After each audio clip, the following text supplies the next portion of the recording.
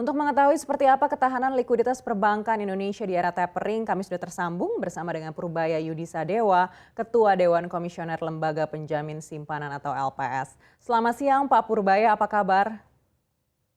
Selamat siang Mbak Neke. Baik Mbak, apa kabar Mbak? Baik, Pak Purbaya, exit strategi setelah pelonggaran ekonomi selama pandemi ini menjadi salah satu kunci juga untuk mempertahankan perekonomian dunia saat ini. Salah satunya dengan tapering off. Di saat bersamaan, banyak negara maju justru terancam resesi yang berpotensi berdampak secara global. Di dalam negeri seperti apa ketahanan likuiditas perbankan kita menghadapi ancaman tersebut? Kalau kita lihat tapering off itu sebetulnya untuk membawa ekonominya ke level yang pertumbuhannya lebih stabil dan tidak kepanasan, dengan kata lain untuk mengendalikan inflasi. Jadi ketika mereka dengan cara menaikkan bunga atau mengetatkan kebijakan moneter, kita melihat memang bank-bank sentral dunia seperti Amerika, Inggris sudah menaikkan suku bunga acuannya. Di Amerika 2,25 sampai 2,5, Inggris juga di atas 2%. Tapi kita lihat ujungnya sudah hampir terlihat. Kenapa? Karena kita lihat Amerika sudah hampir resesi. Jadi kalau Amerika hampir resesi, pasti itu taperingnya hampir berakhir. Kalau menurut saya ya, nggak lama lagi, bukan berarti triwulan-triwulan ke depan akan naik terus-menerus. Karena tujuan mereka hampir tercapai, resesi artinya demand akan turun, inflasi akan terkendali karena demand-nya akan tidak sekencang sebelumnya. Jadi saya lihat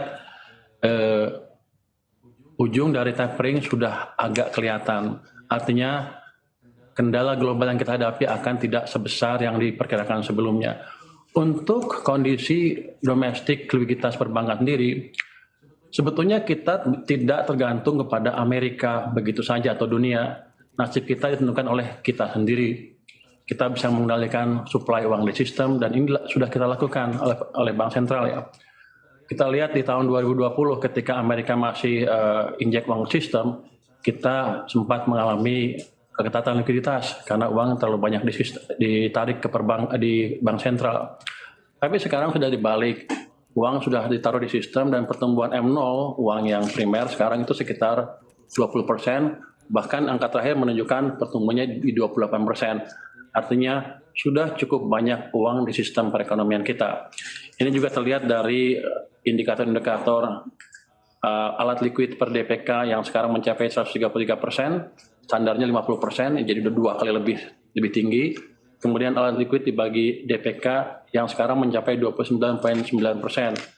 Harusnya katanya minimalnya 10%. Jadi likuiditas perbankan kita cukup baik dan itu bisa kita jaga, tidak hanya tergantung kepada keadaan global saja. Jadi nasib perbankan kita sebetulnya di tangan kita sendiri. Dan KSSK sudah menemukan cara yang jitu untuk memelihara atau menjaga likuiditas perbankan kita. Baik, tadi Bapak katakan ujung tapering ini sudah kelihatan. Kalau proyeksi Bapak, kapan akhir dari tapering Bank Sentral Amerika Serikat ini? Apakah di akhir tahun ini atau justru di tahun depan masih berlanjut? Kalau saya lihat mungkin next meeting dia akan naikin 50 basis karena mungkin takut, malu ya udah ngomong mau naikin secara agresif, terus ternyata datanya seperti itu. Biasanya mereka jaga malu juga tuh, dia masih akan naikin.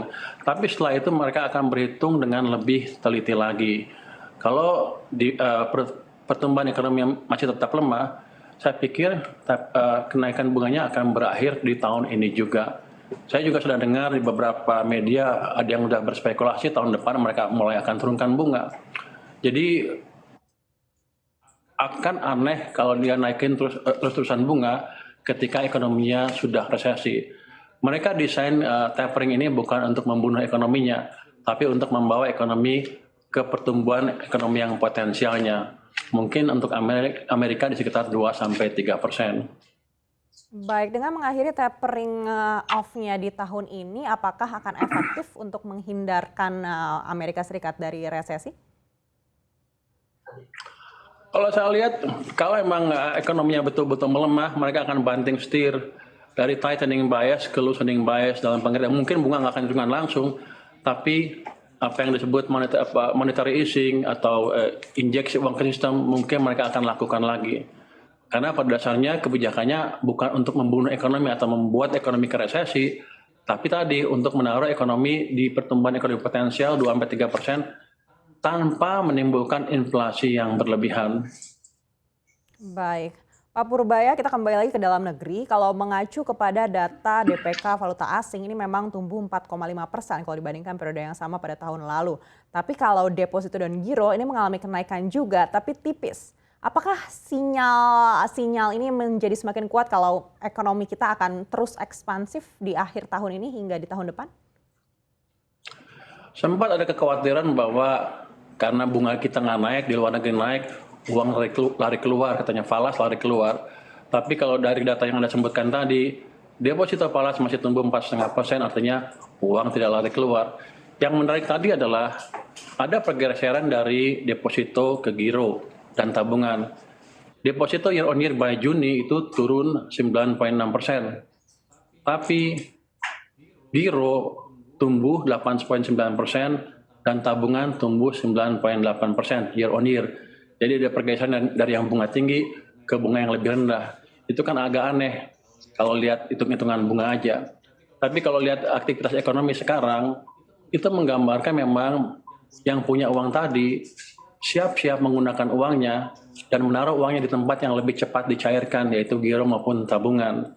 Jadi menandakan juga aktivitas ekonomi yang akan semakin cepat ke depannya. Jadi prospek kita amat baik kalau dilihat dari data-data deposito falas tadi. Baik, dengan adanya pergeseran dari deposito ke tabungan atau ke giro, apakah ini menjamin juga kalau likuiditas perbankan kita masih akan terus aman? Seperti saya katakan tadi, likuiditas perbankan sepenuhnya di bawah kendali kita sendiri, dalam hal ini Bank Sentral. Jadi kalau Bank Sentral hati-hati menjaga likuiditas, monitor terus dari waktu ke waktu, harusnya masih bisa dikendalikan. Jadi gonjang-ganjing global bisa dimitigasi dengan kebijakan yang pas dari Bank Sentral. Kalau saya lihat, mereka sudah amat baik sekarang, uang di sistem dibiarkan tumbuh dengan cukup bagus, 20%, bahkan angka terakhir 28%, artinya memang perbankan dikasih likuiditas yang berlebih untuk membiayai ekspansi ekonomi sekarang maupun yang akan datang.